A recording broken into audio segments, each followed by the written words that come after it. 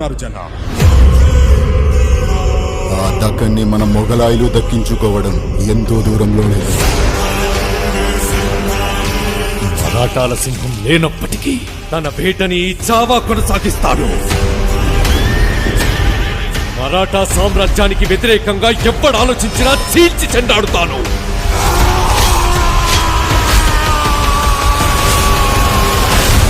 గర్జనకి లొంగకపోతే పంజావేటు తప్పదు.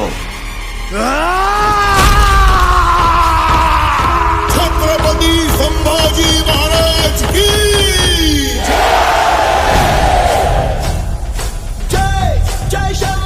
ఈ యుద్ధం స్వరాజ్య సాధన కోసం చేసే యజ్ఞం. ఆ మహాదేవుని సాక్షిగా ప్రతి పౌరుడి సంరక్షణే మన లక్ష్యం. స్వరాజ్య స్థాపన సాక్షాత్ ఈశ్వరేచ్ఛ. మేము ఔరంగజేబును కలవడానికి వెళ్తున్నాం. కళ్లల్లో కించిత్ చింత కూడా లేదు. భోన్స్లే వంశంలోని ప్రతి మగవారు ప్రళయంతో సమానం. పర్వతాలే అడ్డుకోలేని ధాటిని కంకర్రాలేం చేశారు.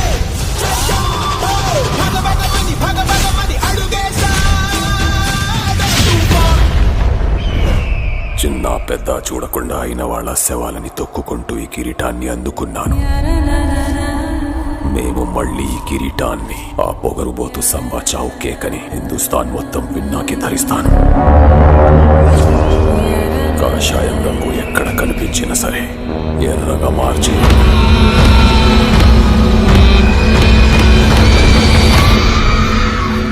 సమయం ఆసన్నమైంది. మెరుపు దాడి చేద్దాం. ఔరంగు నిరంకుశత్వాన్ని కాల్చి బూడిద చేద్దాం. ప్రత్యర్థులు ఎన్ని పన్నాగాలు పన్నినా సరే ప్రతి వ్యూహాన్ని ఛేదిద్దాం. ఛత్రపతి శివాజీ మహారాజ్ స్వప్నాన్ని సాకారం చేసి తీరుతాం. జై భవానీ. నమః పార్వతీ పతయే. హర హర మహాదేవ్.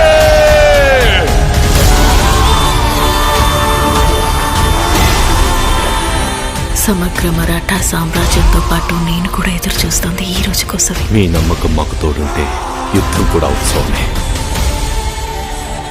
వీడిని ఎలా హింసించాలంటే చావు కూడా వీడిని జాలిపడి చంపాలి. ఆ చావు నా కాలిగట్టె కట్టి రుద్రతాండవం చేస్తాను. నా చావు ప్రతి మరాఠా ఇంట్లో ఒక శివాజీని ఒక సంభాజీని పుట్టిస్తుంది. కానీ నీ చావు మొఘల్ సామ్రాజ్య పతనానికి పునాది.